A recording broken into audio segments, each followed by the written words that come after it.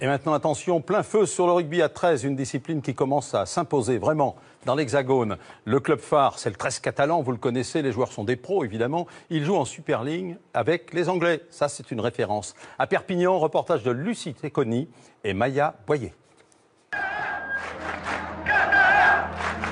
L'ambiance est brûlante, les rugbyman se surpassent. Nous sommes bien au stade Gilbert Brutus à un match de rugby à 13.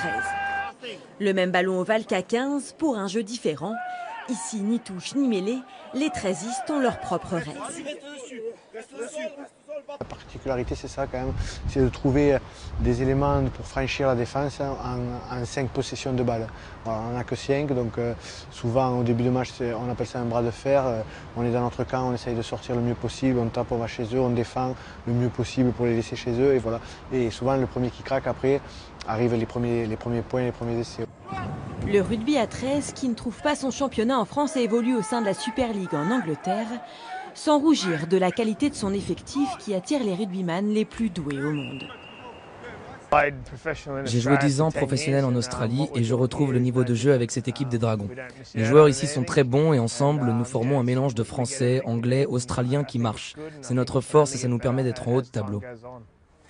Des années durant lesquelles les 13istes catalans grandissent, se structurent, deviennent puissants pour être l'unique club français professionnel, 4e au classement de la Super League. C'est notre cœur. Voilà, moi je suis né ici, j'ai tout connu depuis le début des Dragons. La première saison en 2006 et voilà, je suis encore là en 2016. Donc je suis fier de porter ces couleurs rouges et jaunes catalanes et fier de faire partie de cette aventure.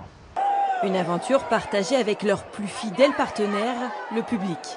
Les Catalans rendent à leurs joueurs ce que leurs joueurs leur offrent, de l'émotion, des frissons, de l'excitation. C'est nos ancêtres, c'est notre terre, c'est là où on est né, donc je suis fier d'être catalan. Normalement, les vrais supporters, on est derrière eux. Bon, quand ils gagnent, c'est mieux, mais même quand ils perdent, on est derrière eux. Une identité catalane, une histoire d'amour et de passion qui dépasse les frontières et ne demande qu'à partager avec le reste du monde.